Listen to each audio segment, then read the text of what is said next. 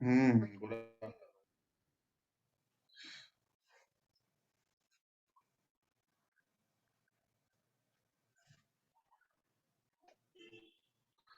चलिए बच्चों, स्टार्ट करते हैं।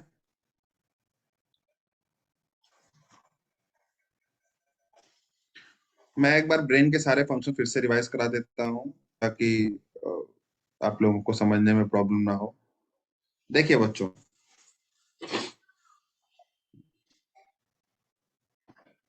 ब्रेन में कुछ चीजें होती हैं जो जानने की हैं, समझने की हैं। तो सबसे पहले तो हम हर ब्रेन के पार्ट्स के नाम पढ़ेंगे। सबसे पहले फोर ब्रेन है, मिड ब्रेन है, हाइंड ब्रेन है। फोर ब्रेन में जो सबसे मेन पार्ट होता है वो है आपका सेरिब्रम। सेरिब्रम के चार पार्ट्स हैं further: frontal, parietal, temporal, occipital. ये चारों पार्ट्स का अलग अलग फंक्शन होता है। फ्रंटल वाला जो होता है, ये इंटेलिजेंस और मेमोरी के लिए रिस्पॉन्सिबल है। लर्निंग, रीडिंग, राइटिंग, ये सारी चीजें जो है, ये सब फ्रंटल का पोर्शन होता है।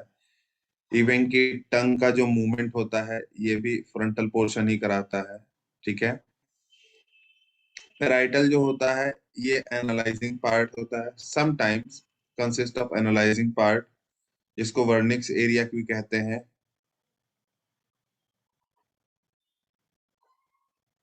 इसके साथ साथ ड्रीमिंग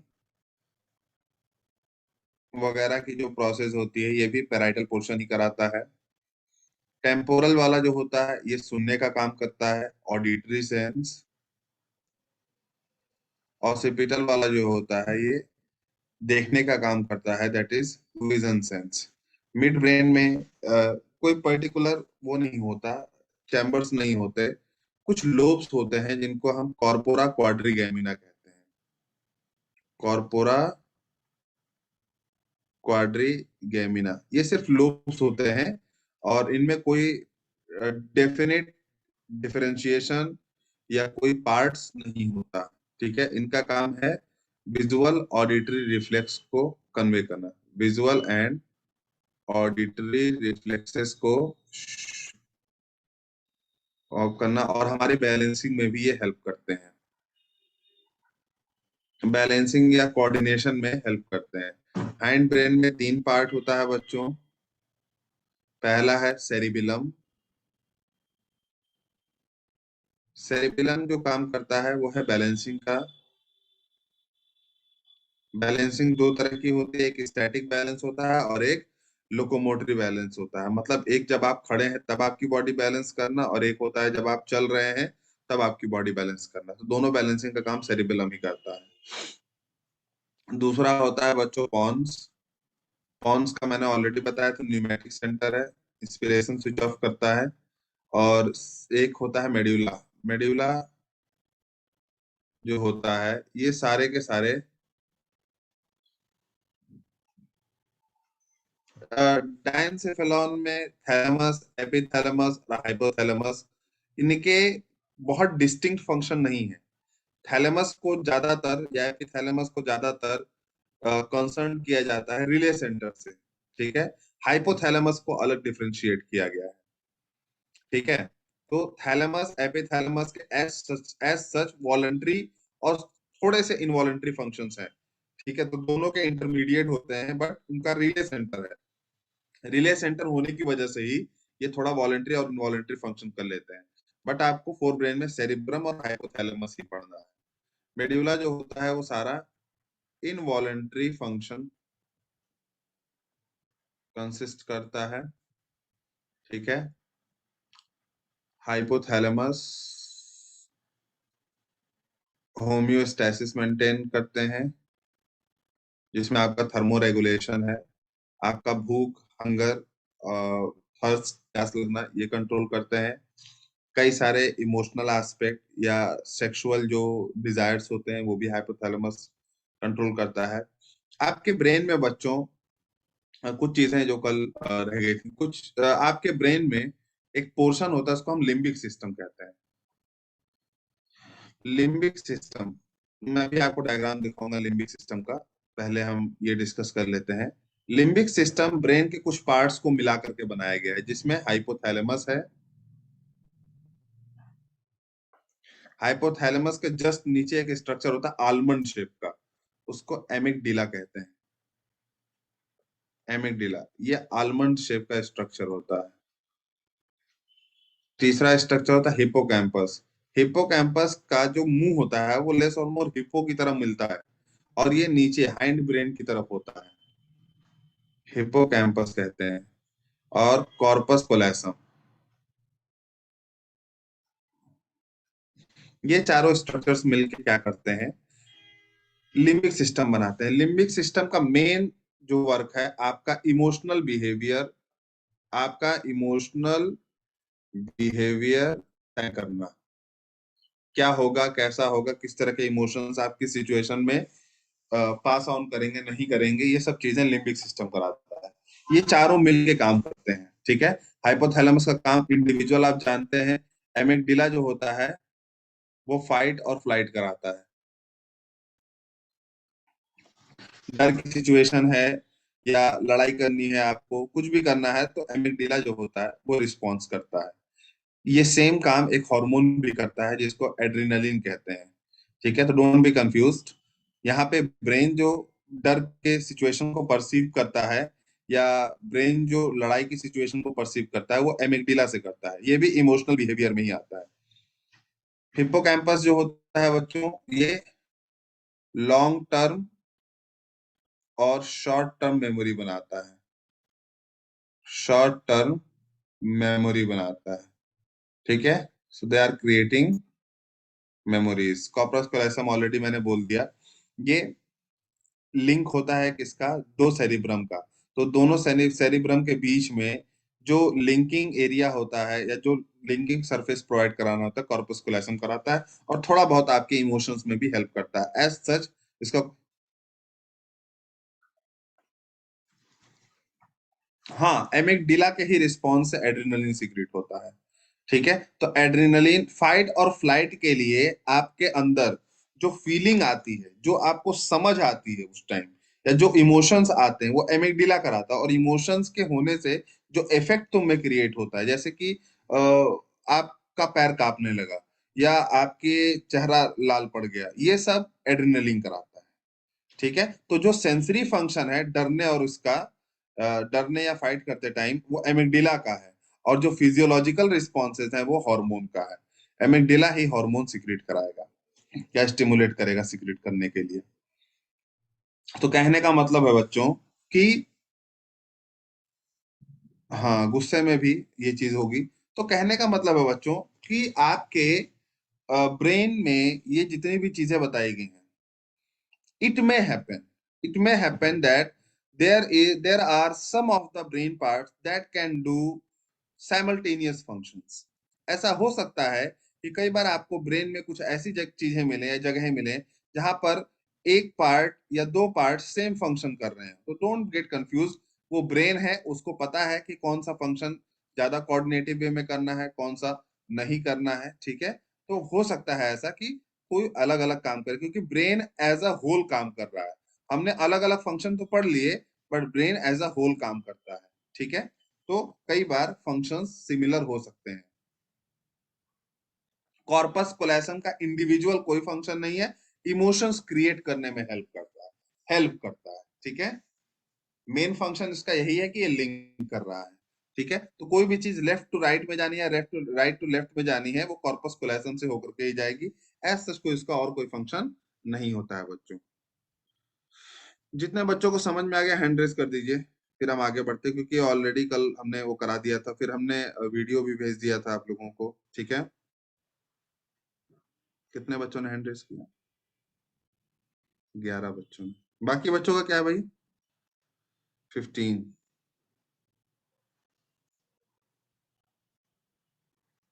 16। चलिए भाई, कोई बात नहीं।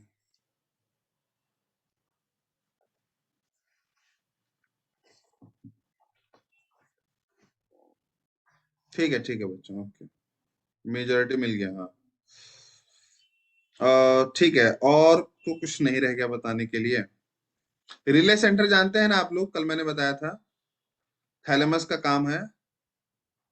जो थैलेमस होता है, ये मैंने कल बताया था ना कि रिले सेंटर का काम करता है। रिले सेंटर मतलब जहां पर सेंसरी और मोटर न्यूरॉन क्या होते हैं, एसोसिएट होती हैं, जुड़ती हैं, कनेक्ट होती हैं। It is like capillaries. It is like capillaries. एक और काम होता है थैलेमस का एज सच। तो जो आपके अंदर अलर्टनेस होती है ना, अवेकनेस, अचानक से आप किसी भी चीज को लेकर जो अलर्ट हो जाते हो, वो भी थैलेमस ही कराता है। ठीक है। क्या पूछा है तुमने पुलकित? एड्रेनलिन स्टैंड सुपर पाउडर दे सकता है क्या उस समय के लिए? Super power? नहीं, कोई भी चीज आपको सुपर पावर नहीं दे सकती है। हाँ, आप पूरी तरह नीडर हो सकते हैं उससे। आप अपनी बॉडी का पूरा यूटिलाइजेशन कर सकते हैं, लेकिन सुपर पावर जैसी कोई चीज हमें एग्जिस्ट नहीं करती है।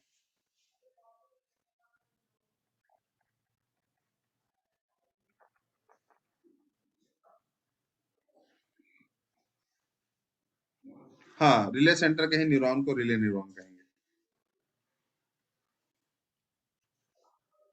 जैसे मान लो कि क्या है, तुमको अगर बहुत ठंडा पानी दे दिया जाए, बहुत ठंडा पानी दे दिया जाए, तो बहुत ठंडे पानी से तुम मरोगे नहीं, लेकिन तुम बचना चाहते हो। अब मान लो तुमने एड्रेनलिन ले लिया, तो एड्रेनलिन क्या करेगा तुमको बहुत ठंडे पानी से, क्योंकि वो सेंसरी चीजों को कम कर देता है।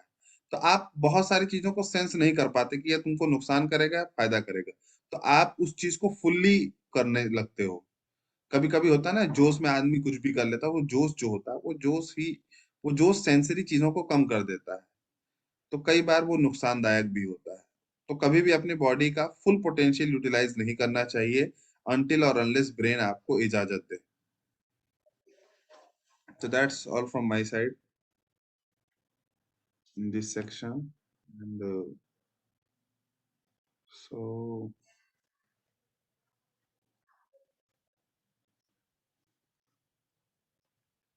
ब्रेन का तो सारा फंक्शन इन्वॉल्व। ब्रेन, देखो, ब्रेन का सारा फंक्शन तो अपना खुद इन्वॉलंटरी होगा ही, ऑब्वियस सी बात है। ठीक है। वो कंट्रोल कर रहा है, सेंस कर रहा है, सब कुछ कर रहा है, लेकिन वो अपनी तरीके से कर रहा है। वो आपको बता के नहीं कर सकता। वो तो जाहिर सी बात है, इन्वॉलंटरी होगा। सो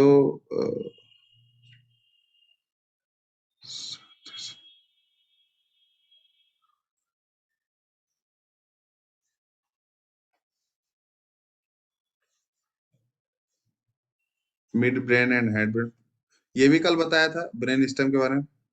ब्रेन को कौन कंट्रोल करेगा? नहीं, ब्रेन सेल्फ कंट्रोलिंग है। मिड ब्रेन और हैंड ब्रेन ब्रेन स्टेम बनाते हैं, कल मैंने आप लोग को ऑलरेडी बताया था। ठीक है। इस ब्रेन स्टेम मतलब ब्रेन का जो निचला पोर्शन होता है, जिससे स्पाइनल कॉर्ड निकला हुआ है, ठीक है, तो ब्रेन स्टेम कहलाता है। तो मिड ब्रेन हैंड ब्रेन बनाते हैं। एक स्ट्रक्चर मैं आपको बताना भूल गया बच्चों, वो डिस्कस कर लेते हैं।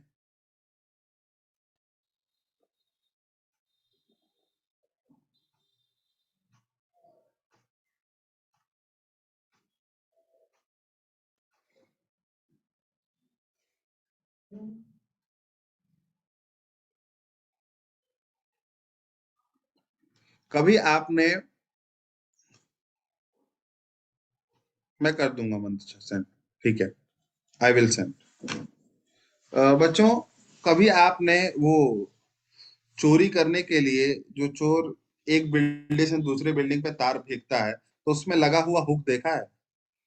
मैंने इस फिल्म में देखा था, धूम 2 में, ऋतिक रोशन के उसमें।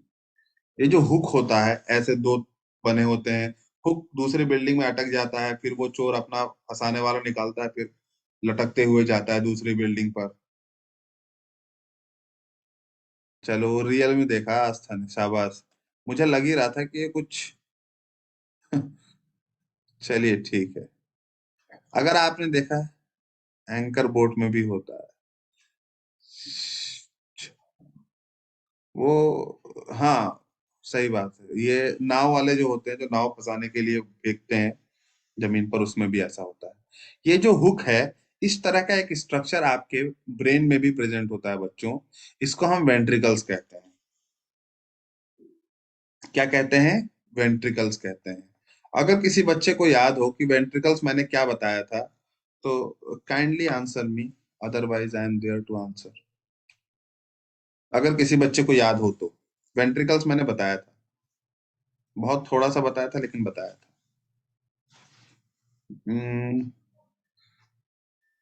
एंकर बोलते हैं जो बोर्ड में। No. हाँ श्रेयांश, गुड।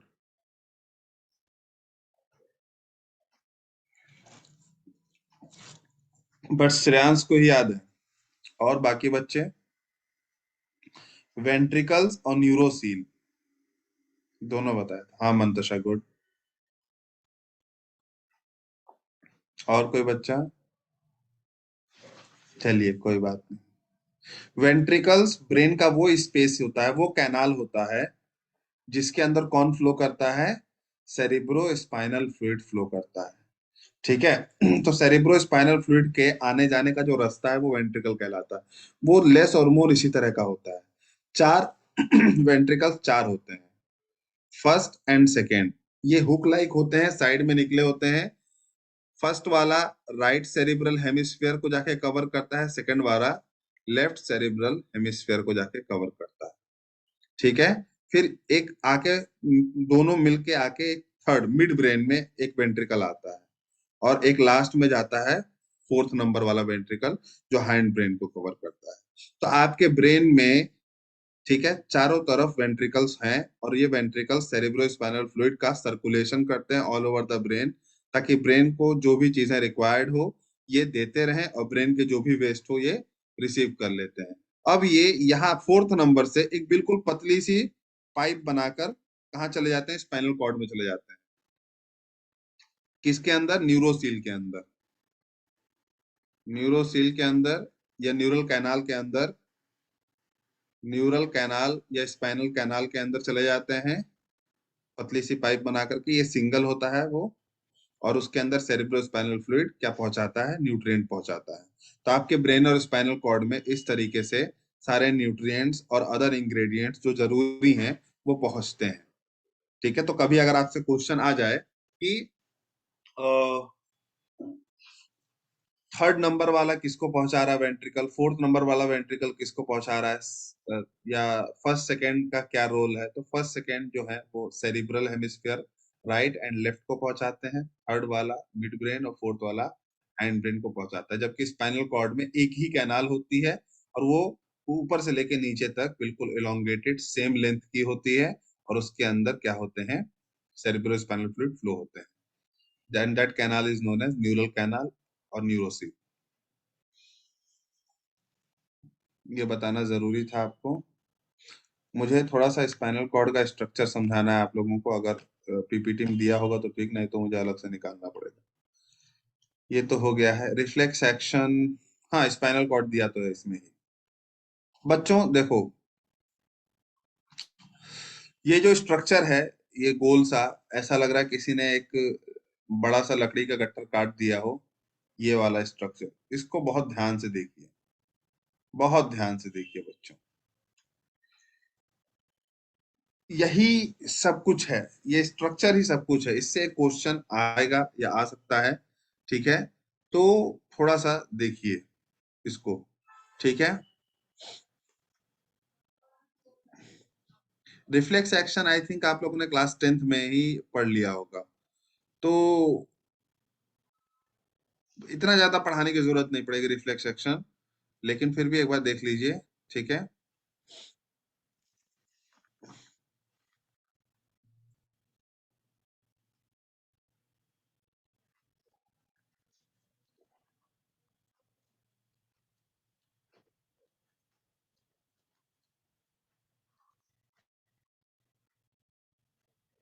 चलिए ठीक है, हो आप लोगों ने देख लिया होगा।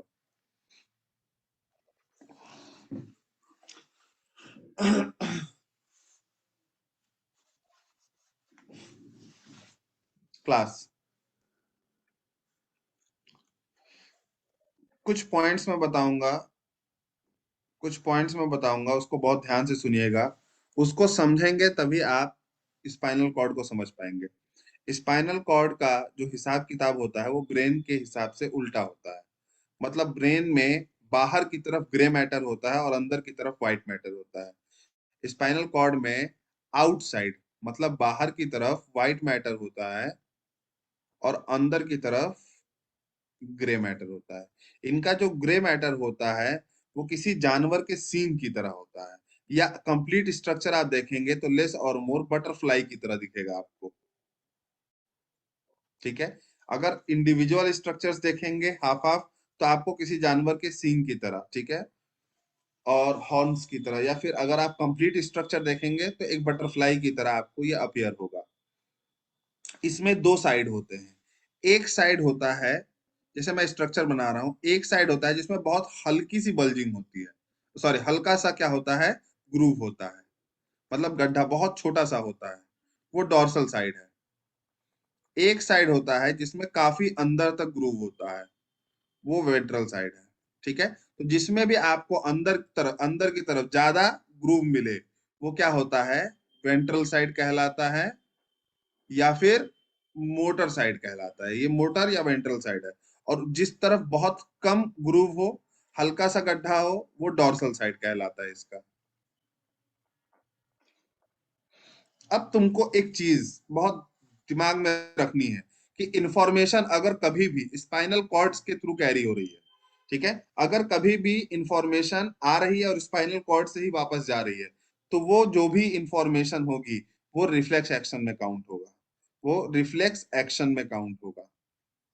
दूसरी बात, जो इंफॉर्मेशन आएगी वो हमेशा डॉर्सल साइड से आएगी, हमेशा कहां से आएगी, डॉर्सल साइड से। और जो वापस से रिस्पॉन्स जाएगा वो हमेशा मोटर साइड से जाएगा।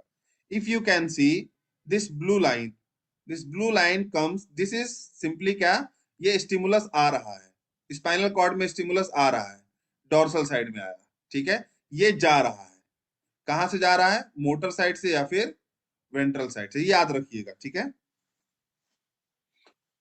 अब बच्चों, ये बेसिक समझ में आ गया आप लोगों को जो मैंने अभी बताया। बाहर इसमें व्हाइट होता है, व्हाइट मैटर होता है, अंदर ग्रे मैटर होता है। व्हाइट मैटर ग्रे मैटर मैं ऑलरेडी बता चुका हूं जब मैं माइलिनेटेड और नॉन माइलिनेटेड शीट बता रहा था या नर्व बता रहा था उस टाइम। बटरफ्लाई लाइक स्ट्रक्चर है, एक डॉर्सल साइड है और दूसरा वेंट्रल है। वेंट्रल साइड को ही मोटर बोलते हैं। डॉर्सल की तरफ से इंफॉर्मेशन आती है और वेंट्रल या मोटर की तरफ से इंफॉर्मेशन जाती है। इतनी चीजें होपफुली आपको समझ में आ गई होंगी। अब बच्चों आप बताइए व्हाट इज रिफ्लेक्स एक्शन। कल भी बताया था मैंने, जब मैं ऑडिटरी और विजुअल रिफ्लेक्स बता रहा था, थोड़ा सा रिफ्लेक्स के बारे में बताया था। What is reflex action. Brain में इनसाइड होता है बच्चे।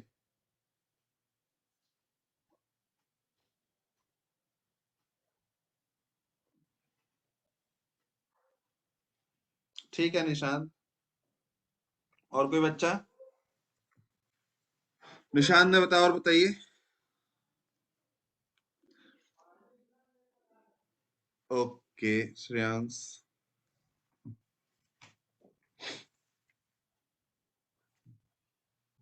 पुलकित ने भी कहा क्विक रिस्पॉन्स, ठीक है।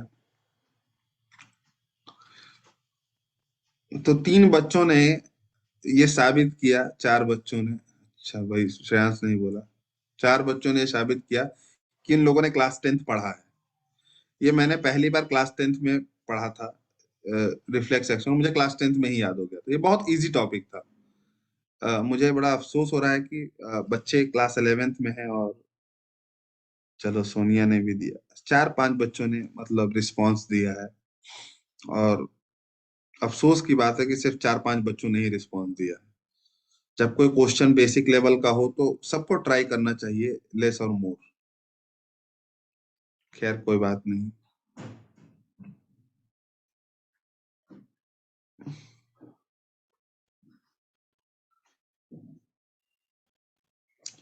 सो क्लास,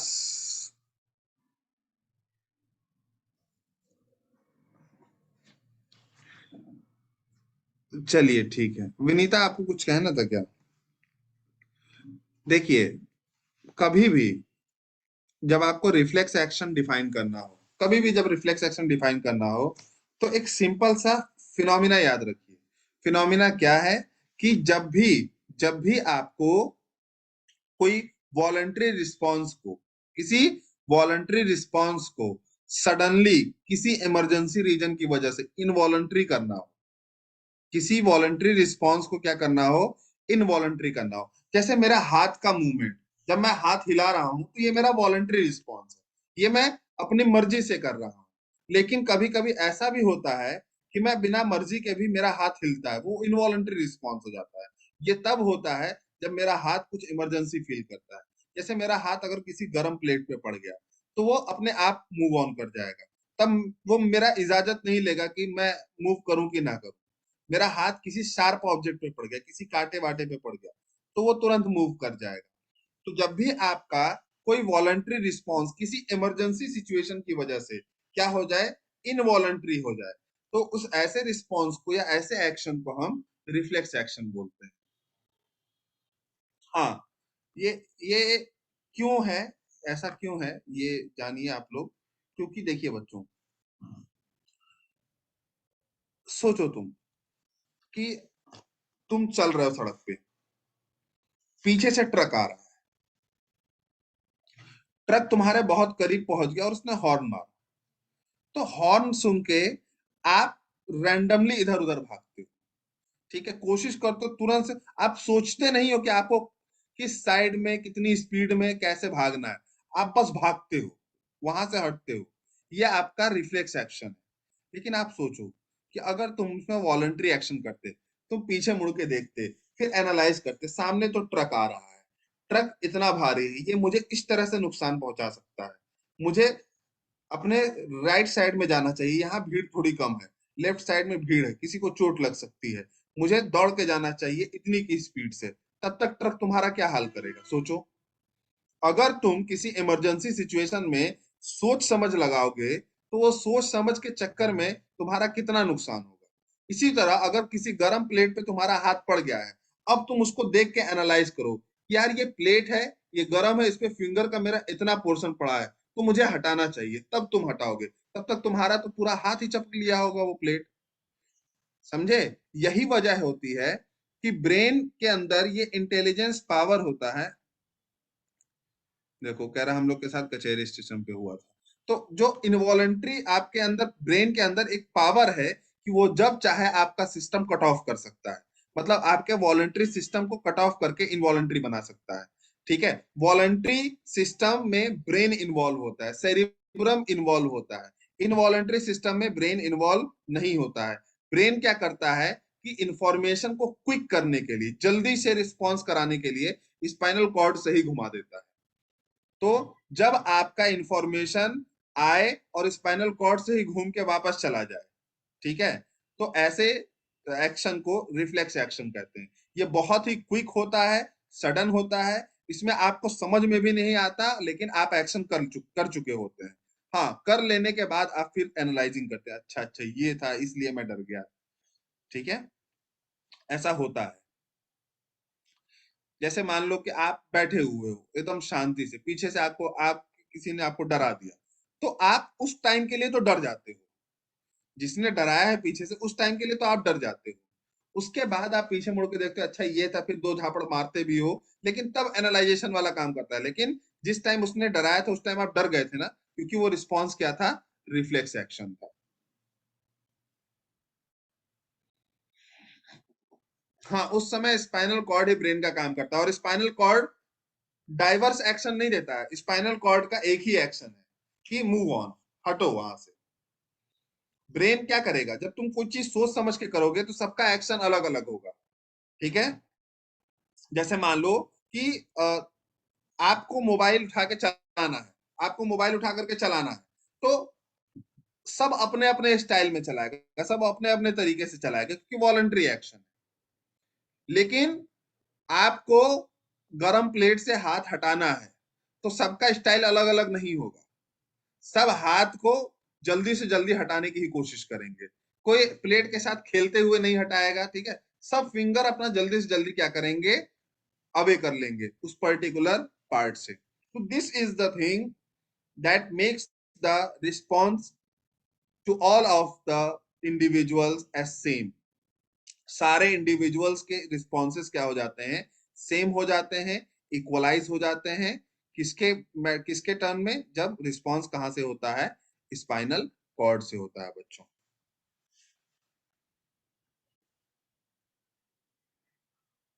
वो कह रहा है पुलकित, अरे तो आवाज ही सबकी डिफरेंट है तो आवाज अलग अलग आएगा, चलिए वो एक अलग मैटर है। अब बच्चों, the pathway, listen very carefully, the pathway that has been taken by the nerve cells, जो न्यूरॉन पाथवे कैरी करता है रिफ्लेक्स एक्शन में, उसको हम रिफ्लेक्स आर्क कहते हैं।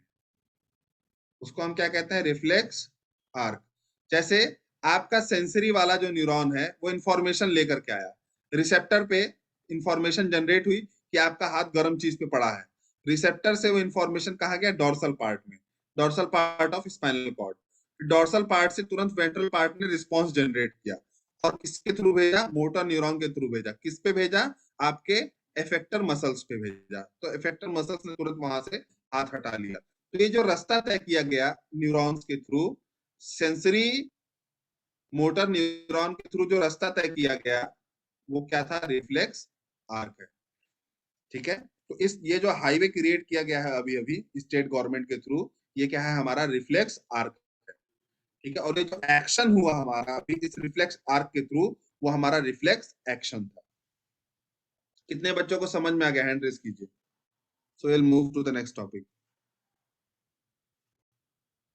कितने बच्चे हुए, 13 बच्चे, 15। देखो भाई मेजोरिटी तो मिल गई, लेकिन फिर भी सारे बच्चे हाथ नहीं खड़ा कर रहे हैं।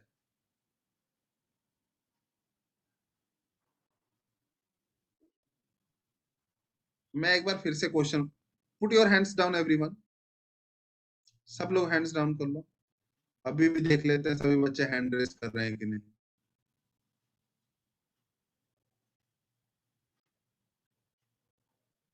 Put your hands down everyone, put your hands down. Aditya, Siddharth, hands down कर लीजिए।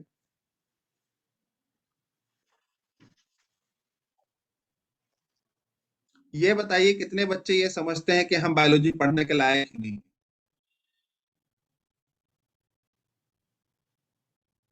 देखो स्नेहा ने हैंड रेस कर दी ऐसा क्यों समझती है उसने, ये बच्चे किसी भी चीज पे हैंड रेस कर देते हैं। अच्छा, ये बताओ कितने बच्चे ये समझते हैं कि बायोलॉजी पढ़ के हम कुछ बन जाएंगे, कुछ भी बन जाएंगे। अभी भी इतने ही बच्चे हैं हैंड रेस किया है जितने बच्चों ने कंसेप्ट के थ्रू रेज किया था। 16 बच्चे। सही बात। Only 16 students. तो इसी से समझ में आ गया, ठीक है बच्चों, हाँ, इसी से समझ में आ गया कि आधा बच्चे जो ज्वाइन करके बैठे हुए हैं, वो सिर्फ ज्वाइन करके छोड़ देते हैं, क्लास नहीं अटेंड कर रहे हैं। और यही बच्चे फिर कल को खड़े होंगे कि सर ये वाला कंसेप्ट नहीं आया, वो वाला कंसेप्ट नहीं आया, यहाँ नहीं आया, वहां नहीं आया। चलिए ठीक है बच्चों। So class, less or more we have discussed each and every topic of the brain, and hopefully I can assume that or hope you all have got the main concepts that is related with the brain and neurons। दो चीजें जो सबसे ज्यादा जरूरी है जो आपको आनी चाहिए, पहला ये है कि नर्व सेल्स के अंदर generation and conduction of impulse कैसे होता है, और दूसरा ब्रेन के क्या क्या पार्ट्स हैं और उनके क्या फंक्शंस हैं। Now we come to eyes. Eyes के बारे में हम पहले क्या करेंगे, बेसिक्स पढ़ेंगे। इससे पहले हम आइज का थोड़ा सा एक ओवरव्यू देख लेते हैं। वॉइस लैग कर रहा है, am I audible to all of you?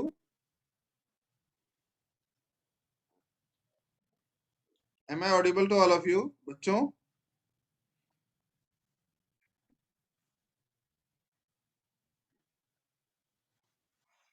हाँ तो बताना मेरे को, वॉइस लैग करे तो बताना, ठीक है, क्योंकि वॉइस लैग नहीं करना चाहिए, फिर कंसेप्ट रह जाएगा।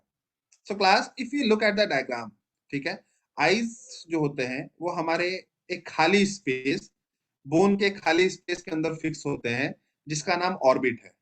ऑर्बिट के अंदर ये आईज जो होते हैं ये मूवमेंट करते हैं,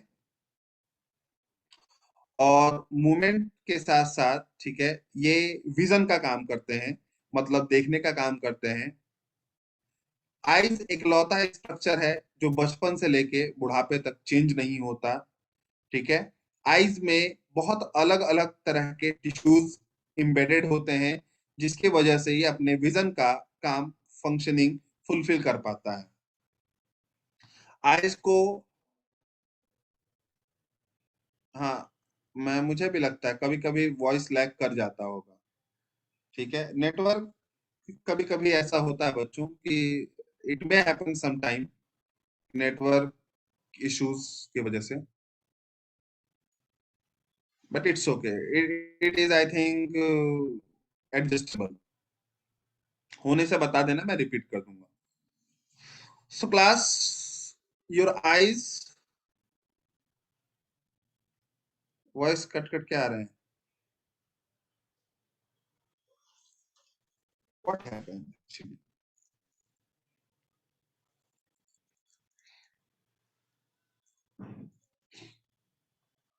जियो फाइबर भी नहीं चल रहा, बताओ क्या किया जाए। Just let me check the network. It is right now, it is well connected, secured also.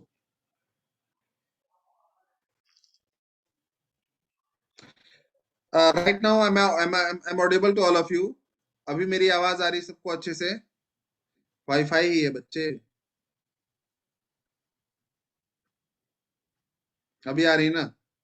ठीक है। अब जब लैग करेगी तब बताइएगा, कभी कभी थोड़ा थोड़ा लैग करती है, बट इट्स ओके। बस समझना चाहिए, कंसेप्ट समझ में आना चाहिए। तो मैं क्या कह रहा था बच्चों, कि आइज जो है वो इकलौता ऐसा स्ट्रक्चर है जो बचपन से लेके बुढ़ापे तक चेंज नहीं होता। आइज में कुछ चीजें ऐसी होती हैं जो आपको प्रोटेक्ट करती हैं, कुछ चीजें ऐसी होती हैं जो आइज को फंक्शनिंग में हेल्प करती हैं, कुछ चीजें ऐसी होती हैं जो आइज के लिए न्यूट्रिएंट और ये सारी चीजों का काम करती हैं, कुछ चीजें ऐसी होती हैं आइज में जो आइज के रोटेशन में हेल्प करती हैं। तो आइज में अलग अलग तरह के स्ट्रक्चर्स हैं जिनके काम अलग अलग हैं। जैसे कि हमको 3 लेयर्स सबसे पहले जानना जरूरी है। आपकी पूरी की पूरी आईज 3 लेयर से बनी है। You have 3 layers in your eyes. The very first layer is known as sclera, protective है, आउटर मोस्ट है, प्रोटेक्टिव है, ठीक है। दूसरी लेयर जो होती है बच्चों वो है कोरोइड। ये सेकेंड लेयर होती है, इसमें ज्यादातर न्यूरॉन्स वगैरह होते हैं, नर्व सेल्स होते हैं, सेंसरी पार्ट कहलाता है ये आपके आईज का, ठीक है। तो ये सेकेंड होता है। तीसरा पार्ट जो होता है बच्चों आपके आईज का, उसको हम बोलते हैं रेटिना। ये फंक्शनिंग पार्ट होता है, और इसमें सबसे ज्यादा क्या होते हैं, फोटो रिसेप्टर सेल्स होते हैं। फोटो रिसेप्टर सेल्स मतलब रॉड सेल्स और कोन सेल्स, जो सेंसरी फंक्शन करते हैं, आपको देखने में हेल्प कराते हैं। इसके अलावा और बहुत सारे स्ट्रक्चर्स होते हैं, जैसे कि कुछ फ्लूइड्स होते हैं। एक फ्लूइड होता है विट्रस फ्लूइड, इसको विट्रस ह्यूमर भी कहते हैं। एक फ्लूइड होता है एक्वस फ्लूइड, जिसको, जो यहाँ पर होता है एक्वस फ्लूइड। तो विट्रस फ्लूइड लेंस और रेटिना के बीच में होता है, it is present between lens and retina. जबकि एक्वस फ्लूइड जो होता है वो आपके कॉर्निया और लेंस के बीच में प्रेजेंट होता है। आगे की तरफ एक्वस फ्लूइड, पीछे की तरफ विट्रस फ्लूइड। विट्रस फ्लूइड को विट्रस इसलिए बोलते हैं क्योंकि इसमें विटेराइन नाम का एक न्यूट्रिएंट होता है, विटेराइन नाम का। और एक्वस फ्लूइड को एक्वस इसलिए बोलते हैं क्योंकि इसमें वाटर कंटेंट बहुत ज्यादा होता है। ये ज्यादा पतला और पानी की तरह होता है, विट्रस वाला थोड़ा सा कोलाइडल होता है, ठीक है। होल आइज ट्रांसपेरेंट हो सकती है क्या? नहीं हो सकती है, क्योंकि मसल्स का होना जरूरी है। मसल्स ही आइज के कंट्रोल को, मतलब आइज के लाइट के अंदर आने या बाहर जाने के उसको कंट्रोल करते हैं। तो मसल्स कभी भी आपके ट्रांसपेरेंट कलर के नहीं। Okay, so we have the structures मैं एक बार नाम बता देता हूँ सबका। सबसे पहले कॉर्निया होता है, ट्रांसपेरेंट होता है, बल्जिंग सरफेस होता है। दूसरा होता है आइरिस। आइरिस मस्कुलर स्ट्रक्चर होता है। तीसरा होता है आइरिस जो खाली जगह छोड़ देता है, जिसके अंदर से लाइट जाएगा, उसको हम प्यूपिल कहते हैं बच्चों। प्यूपिल। आइरिस जो आगे की तरफ खाली जगह छोड़ देता है, गोल सा एरिया, उसको प्यूपिल कहते हैं। और ये प्यूपिल जो होता है, लैक्रिमल ग्लैंड लैक्रिमल बोन के अंदर होंगे, आंख के ऊपर की तरफ, यहाँ ऊपर के साइड, आंख में ऊपर की तरफ लैक्रिमल बोन में ही लैक्रिमल ग्लैंड होता है। आइरिस हो गया। आइरिस के पीछे जस्ट एक लेंस होता है जो आपके लाइट को एकोमोडेट करता है रेटिना पे। ये लेंस फ्लेक्सिबल होता है, लेंस मूवमेंट करता है, क्योंकि लेंस जो अटैच होता है वो बहुत सारे मस्कुलर थिन मस्कुलर बॉडी से अटैच होता है। इसको हम सीलियरी बॉडी बोलते हैं, सीलियरी प्रोसेस बोलते हैं। तो लेंस सीलियरी प्रोसेस से अटैच होने की वजह से फ्लेक्सिबल होता है, शेप को चेंज कर सकता है, और जिस तरह की लाइट आ रही है उस तरीके से अपने आप को शेप में चेंज करके पूरे लाइट का फोकस कहाँ पे बनाता है, रेटिना में बनाता है। ठीक है। अब हम रेटिना पे देखते हैं, कुछ चीजें हैं जैसे कि ऑप्टिक डिस्क है। ऑप्टिक डिस्क या ऑप्टिक नर्व एक ऐसी जगह है जहां पर इमेज नहीं बनती है। यहाँ पे सारे न्यूरॉन्स, ब्लड का जो भी सर्कुलेशन है, ये सब के सब यहीं एंटर होते हैं। सारी इंफॉर्मेशन यहीं से आती है और यहीं से जाती है। एक जगह होता है मैक्यूला। मैक्यूला एक ऐसी जगह है जहां पर मैक्सिमम रिजोल्यूशन होता है। कभी कभी होता है ना, आंख में कुछ चीजें धुंधली दिखती हैं और कभी कभी कुछ चीजें बहुत साफ दिख रही होती हैं। तो जब आप बहुत साफ किसी चीज का इमेज देख रहे हैं, तो समझ लीजिए कि वो इमेज रेटिना के कहाँ बन रही है, मैक्यूला पे बन रही है। ट्रांसप्लांट हो सकता है, हाँ। मुझे लगा ट्रांसपेरेंट बोला आपने, ट्रांसप्लांट हो सकता है आइज, बिल्कुल हो सकता है। आइज को ट्रांसप्लांट करने में ज्यादा दिक्कत नहीं होती है, इस वजह से क्योंकि आइज में जो मूवमेंट वाले मसल्स हैं, 6 मसल्स होते हैं। 6 मसल से कनेक्ट करना होता है, ऑप्टिक नर्व से कनेक्ट कर देना होता है। ठीक है। बस रिसिपिएंट जो है वो बहुत ज्यादा एग्रेसिव ना हो, एग्रेसिव मतलब उसका इम्यून सिस्टम बहुत ज्यादा एग्रेसिव ना हो, बल्कि ट्रांसपेरेंट आइज का हो जाता है, आई का ट्रांसप्लांट हो जाता है आराम से। ऑप्टिक नर्व ही बोलते हैं ऑप्टिक जिसको, ठीक है। ये ऑप्टिक डिस्क ऑप्टिक नर्व कहते हैं। ये बिल्कुल डार्क पोर्शन होता है, डार्क एरिया होता है, यहाँ पर कुछ भी वो नहीं बनता, ठीक है। किसी और का मतलब ह्यूमन का ही होना चाहिए। आप हाथी घोड़ा या बिल्ली का आइज लेकर के नहीं लगा सकते किसी भी ह्यूमन में ऐसे। ठीक है, ह्यूमन के ही आइज को लगा सकते हैं। ऑप्टिक डिस्क को आप चाहें तो ब्लाइंड स्पॉट कह सकते हैं। बहुत ही मतलब ऐसे कॉमनली बोल दिया जाता है इसको, blind spot. It's up to you. हाँ, ये डिपेंड करता है। देखो कई बार लेंस खराब होता है, ये मैं डिजीज वाले पोर्शन में बताऊंगा। कई बार लेंस खराब हो जाता है, कई बार कंजक्टिवा खराब, कंजक्टिवाइटिस बोलते हैं उसको, कंजक्टिवा खराब हो जाता है। कई बार कॉर्निया को ट्रांसप्लांट करना पड़ता है। ठीक है। कई बार पूरी की पूरी आंख लगती है।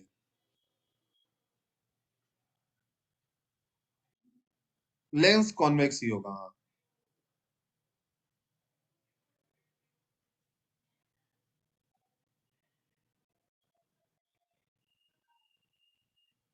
चलिए ठीक है। बिल्कुल करेगा, ऑब्वियसली करेगा, बट हाँ, कैटरैक्ट में लेंस चेंज होता है। लेंस के ऊपर फैट जम जाते हैं, इसको मोतियाबिंद कहते हैं। ये बूढ़े लोगों में अक्सर हो जाता है, तो वहां पर लेंस का ऑपरेशन होता है, लेंस चेंज किया जाता है। आर्टिफिशियल फ्लेक्सिबल लेंस लगाया था। टीयर लैक्रिमल ग्लैंड से आता है बच्चे। अभी मैं बस स्टार्ट कर रहा हूँ पढ़ाना इसको, सुनते रहिए, हो जाएगा। ओके, अभी हम जस्ट स्टार्ट ही कर रहे हैं।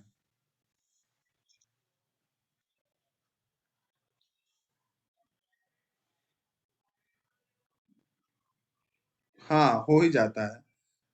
आजकल तो होना स्वाभाविक है, क्योंकि हम कुछ ज्यादा ही मोबाइल और इन सब चीजों का यूज कर रहे हैं, तो ज्यादातर लोगों में हो जाएगा। आई के नीचे जो डार्क शेड बन जाते हैं वो क्यों होते हैं? अच्छा, ये आईज के नीचे, ये आईज के मसल्स पे ज्यादा जोर डालने से बनते हैं। ठीक है, कई बार चश्मा लगाने से बन जाते हैं, हो जाता है सबको। देखो, ये एक बीमारी एक ऐसी चीज है ना, जो आज के लाइफ स्टाइल में ये कॉमन हो गया है। मैक्यूला वो जगह है जहां पर रिजोल्यूशन मैक्सिमम होता है, मतलब सबसे अच्छा इमेज यही बनता है। कोरोइड आइज की सेकेंड लेयर होती है, और यहाँ पर ये नीली होती है क्योंकि यहाँ पर बहुत ज्यादा नर्व्स होते हैं इस वाले में, और बहुत ज्यादा यहाँ पर वो भी होते हैं, ब्लड वेसल्स भी होते हैं। सो ठीक है, एक एक करके हम पढ़ते हैं सबको। Let me start the topic. वो कंजक्टिवा के उसके वजह से होता है, वो मैं बता रहा हूँ अभी। क्रॉस सेक्शन देख लेते हैं आइस का। जो रेटिना है, रे आपको जो न्यूरॉन दिख रहा है, सबसे पहला न्यूरॉन ये वाला, ये बाइपोलर न्यूरॉन है। मैंने एग्जांपल दिया था बाइपोलर न्यूरॉन में, रेटिना, ये बाइपोलर न्यूरॉन है। ठीक है, तो ये बाइपोलर न्यूरॉन जो होते हैं, ये आइस के रेटिना से इंफॉर्मेशन कलेक्ट करके आगे की तरफ क्या करते हैं, बढ़ा देते हैं, गैंग्लियन को दे देते हैं, और या ऑप्टिक नर्व को दे देते हैं, और ऑप्टिक नर्व ब्रेन में ले जाके इंफॉर्मेशन दे देता है। तो ये भी एक एग्जाम देख लीजिए। हाँ निशिता, कुछ कहना चाह रही हैं? थोड़ा जूम करें। अच्छा, वो कह रहा ऑनलाइन क्लास से काफी नुकसान हो रहा है। हाँ, नुकसान तो हो रहा है, ये जूम क्यों नहीं हो रहा है? एक्चुअली पीपीटी ये जूम हो ही नहीं रहा मेरे से। Is it any option to zoom this? कोई ऑप्शन है जिससे जूम किया जा सकता है बच्चों? डबल क्लिक तो मैं करके देख रहा हूँ, ये ब्लू हो गया पूरा। It is not getting zoom.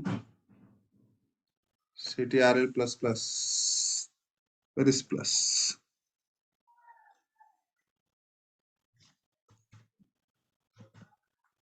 नहीं हो रहा है ऐसे जूम। मैं भेज दूंगा जूम करके, ठीक है, मैं पूरा इमेज ही भेज दूंगा आप लोगों को। अभी आप सिंपली बस ये देख लीजिए। हाँ सोनिया, कुछ कहना चाह रही हैं आप? सर जूम करना है तो वो अपने स्क्रीन पे अगर फोटो को टच करके जूम करेंगी तो हो जाएगा। नहीं हो रहा ना? नहीं मतलब ऐसे हो रहा है, मेरे फोन में हो गया। फोन में हो रहा है तो इस पे लैपटॉप पे कर रहा हूँ ना। ओ, चलिए ठीक है, इट्स ओके, इट्स ओके, जो भी है। अभी पता नहीं क्या हो गया।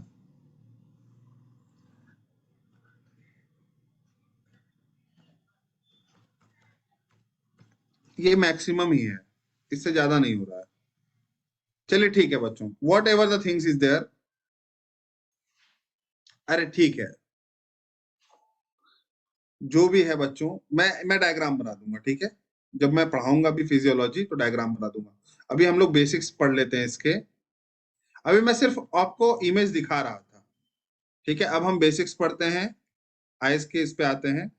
ये है तो, मैं बेवजह परेशान हो रहा हूँ, ये क्या पूरा का पूरा क्लोजअप दिया हुआ है उसका।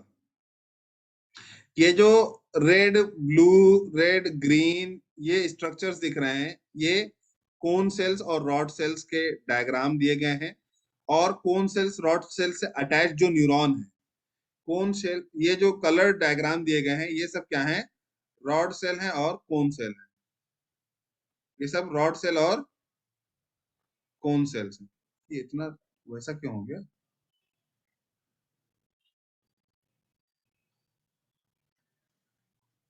और ये जो आपके न्यूरॉन है, व्हाट हैपेंड टू इट, ये जो आपके न्यूरॉन है, ये क्या है, बाइपोलर है, बाइपोलर न्यूरॉन है।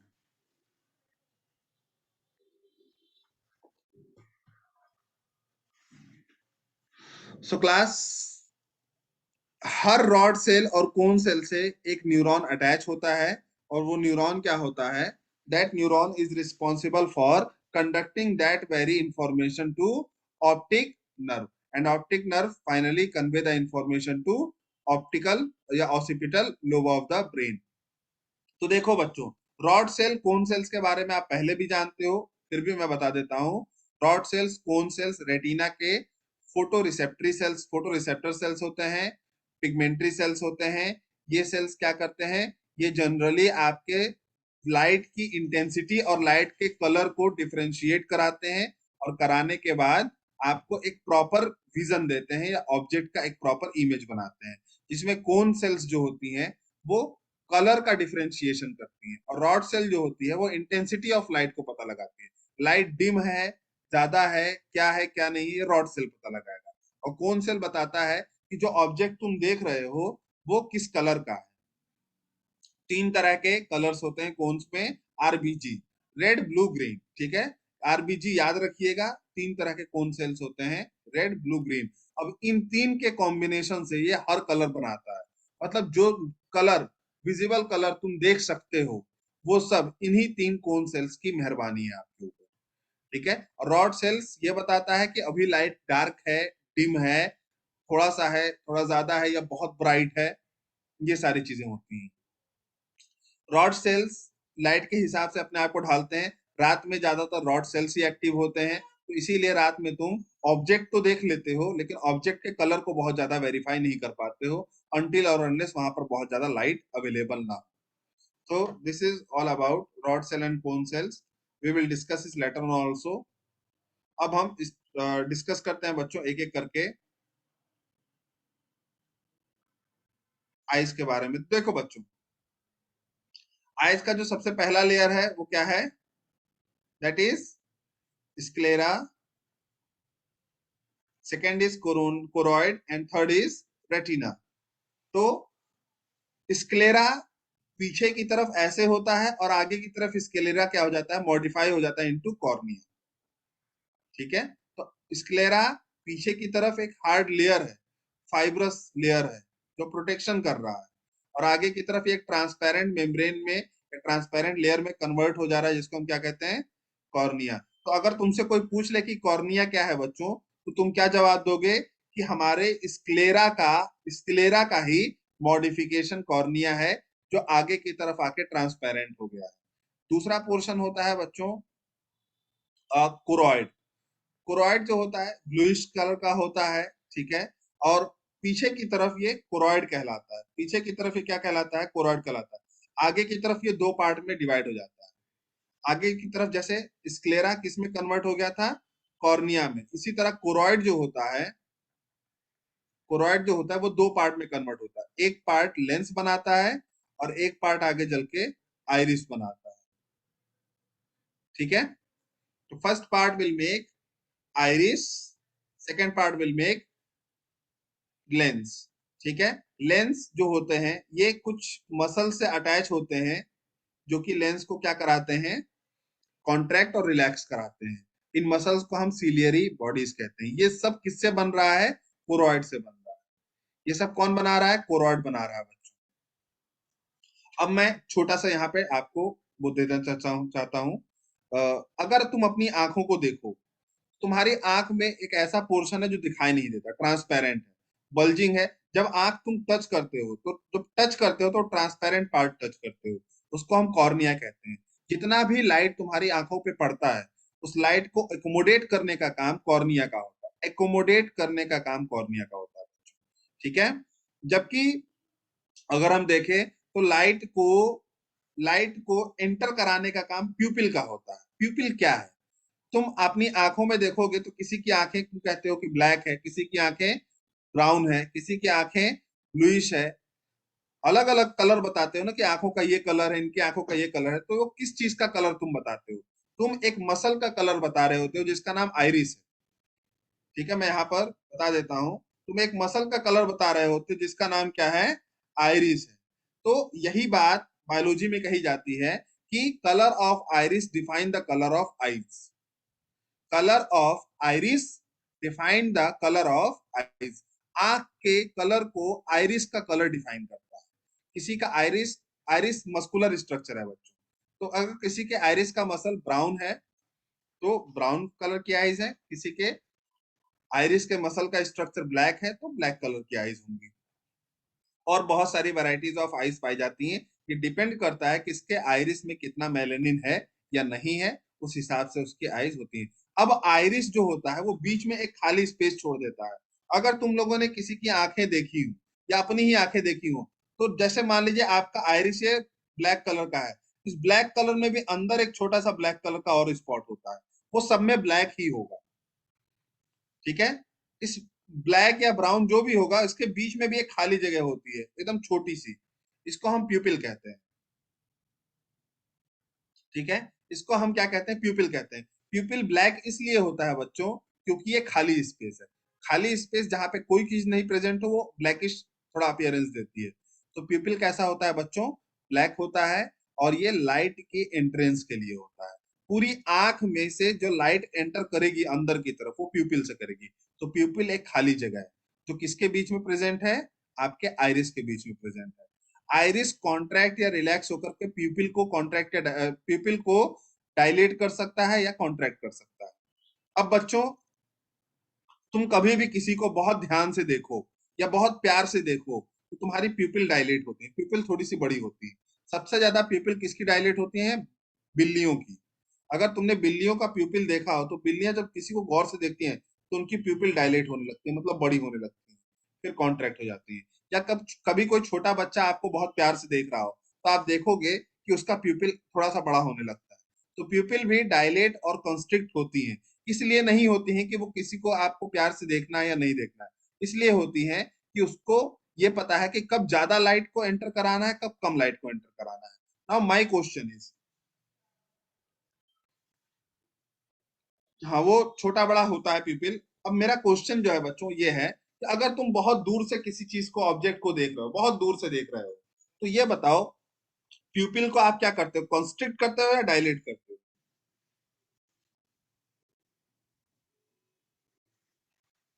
ठीक है अंजलि, निशांत गुड। और कोई बच्चा, हाँ अंजलि, नहीं अंजलि, अंजलि दो है क्या, अंजलि यादव ने सही दिया, अंजलि सिंह ने नहीं। श्रेयांश नहीं। जब हम दूर से देखेंगे, डायलेट करने का मतलब ज्यादा लाइट लेना है।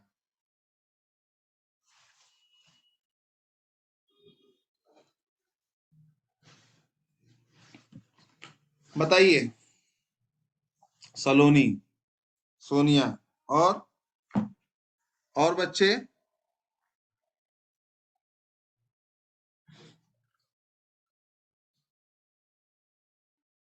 जब आप नजदीक की चीजों को देखेंगे तो क्या होगा फिर,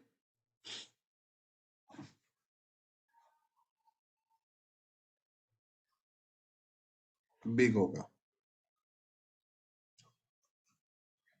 चलो बच्चों, मैं एक हिंट देता हूं। जब लो लाइट होता है, जब लाइट कम होता है तो आपका प्यूपिल डायलेट होता है। जब लाइट ज्यादा होता है, मोर light is available, your प्यूपिल constrict. अब बताओ,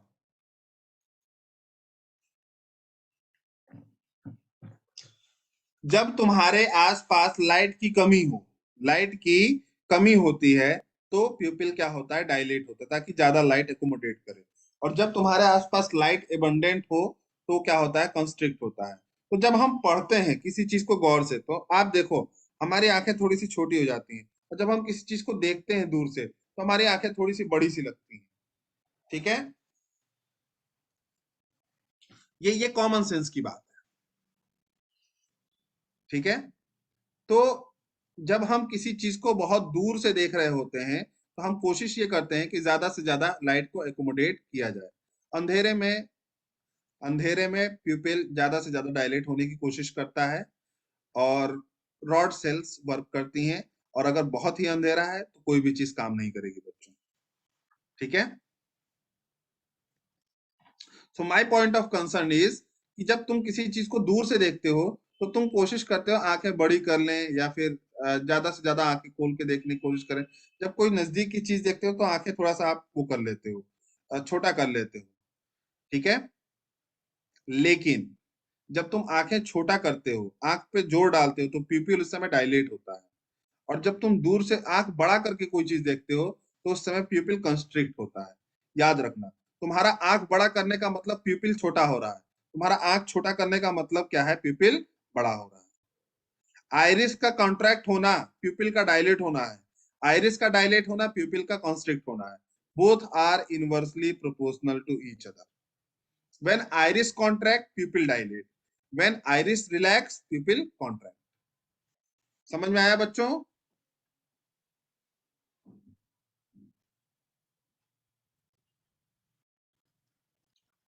iris is inversely proportional to pupil. Iris contract होगा तो प्यूपिल बढ़ेगा, pupil contract sorry iris relax होगा तो प्यूपिल छोटा होगा, कॉन्ट्रैक्ट हो जाएगा। ठीक है, ये याद रखिएगा हमेशा।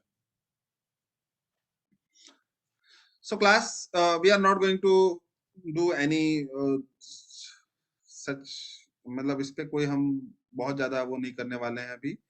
नेक्स्ट इज प्यूपिल के बाद हमारा लेंस होता है। लेंस हमारा कॉन्वेक्स होता है, बिल्कुल ट्रांसपेरेंट होता है, मसल से बना हुआ होता है, फ्लेक्सिबल होता है। सिलियरी बॉडीज उसको कम या ज्यादा करा सकती हैं as per the amount of light is entering in the eyes. जितनी लाइट आ रही है उस हिसाब से ये क्या करते हैं, सिलियरी मसल्स इसको कॉन्ट्रैक्ट या रिलैक्स कराती हैं हमारे लेंस को। और कोशिश यही होती है कि जितनी भी लाइट आ रही है सबका इमेज कहाँ पर बने, all the images should be at the retina. Retina पे सारी इमेजेस फॉर्म हो। ये हमारे इसकी कोशिश होती है बच्चों, ये हमारे लेंस की कोशिश होती है कि सारे इमेजेस रेटिना पे बनाए। नहीं बना पाती हैं तो उस हिसाब से भी अलग अलग डिजीजेस होते हैं या कंसर्न होते हैं। बाकी सारी चीजें मैं बता चुका हूँ। ब्लाइंड स्पॉट या ऑप्टिक डिस्क, जहां पर ब्लड वेसल्स या न्यूरॉन्स एंटर कर रहे हैं, कोई इमेज नहीं बनती है। फोविया मतलब जो प्लेस मैक्यूला था, मैक्यूला वाला जो प्लेस था जहां पर क्या होता है, मैक्सिमम विजुअल एक्टिविटी हाईएस्ट होती है, यहाँ पे लिखा हुआ। एक्वस चैम्बर, ठीक है, जहां पर वाटर कंटेंट ज्यादा होता है, सॉल्ट्स वगैरह। विट्रस, जहां पर विटेराइन फ्लूइड ज्यादा होता है, मतलब कोलाइडल सब्सटेंस ज्यादा होता है।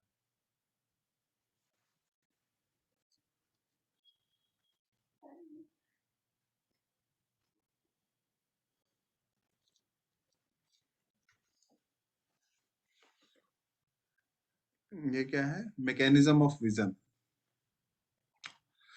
तो ठीक है, मैकेनिज्म पढ़ते हैं विजन का। देखिए क्या होता है आपके आईज में, जब तुम्हारे आंखों में लाइट पड़ती है, when the light enters into your eyes, the very first, for the very first time what happens, आपकी लाइट कॉर्निया पे पड़ेगी, थोड़ा सा कॉन्स्ट्रिक्ट। कॉर्निया ऐसे होता है, ठीक है, तो लाइट चारों तरफ से आती है, चारों तरफ से लाइट आती है तो कॉर्निया उनको सीधा कर देती है, अपने शेप की वजह से उनको सीधा कर देती है। उसके बाद वो लेंस पे जाती हैं। लेंस उनको क्या कर देता है बच्चों, लेंस उनको एकोमोडेट कर देता है, मतलब कन्वर्ज कर देता है। क्योंकि कॉन्वेक्स लेंस है, कॉन्वेक्स लेंस क्या करता है, कन्वर्ज करता है। ये सब आप पढ़ चुके होंगे। कन्वर्ज कर देता है, कहां पर कन्वर्ज करता है, रेटिना पर। रेटिना में क्या होते हैं, फोटो रिसेप्टर सेल्स हैं, जिसको रॉड सेल और कोन सेल्स बोलते हैं। रॉड सेल लाइट की इंटेंसिटी के लिए, कोन सेल किसके लिए है, आपके लाइट के डिफरेंशिएशन के लिए, कलर के डिफरेंशिएशन के लिए। अब जो रॉड सेल्स होते हैं उनके अंदर जो प्रोटीन है उनको हम क्या बोलते हैं, रोडोप्सिन। रॉड सेल के अंदर जो प्रोटीन होता है उनको हम रोडोप्सिन कहते हैं। लाइट जैसे ही रोडोप्सिन पे पड़ती है, लिसन वेरी केयरफुली, लाइट जैसे ही रोडोप्सिन पे पड़ती है, rhodopsin breaks into opsin and retinol.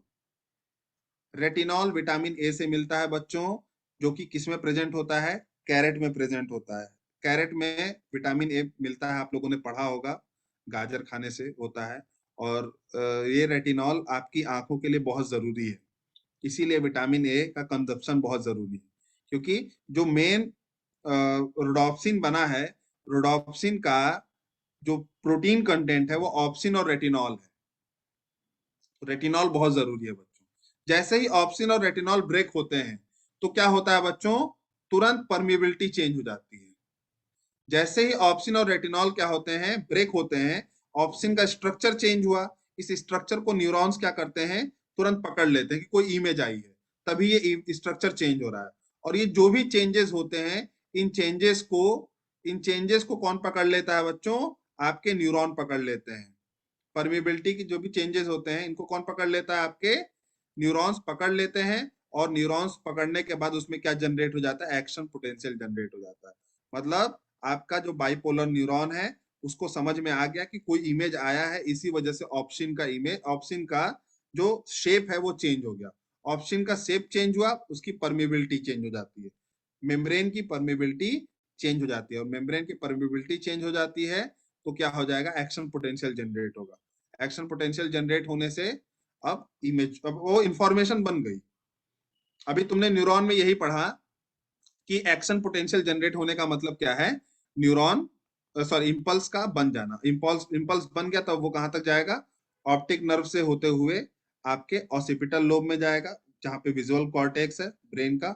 वहां पे इमेज को रिकॉग्नाइज किया जाएगा और इमेज को फॉर्म किया जाएगा, और उस हिसाब से आप उसको एनालाइज करेंगे और उसके प्रति रिस्पॉन्स करेंगे। मैं फिर से एक बार रिपीट करता हूँ।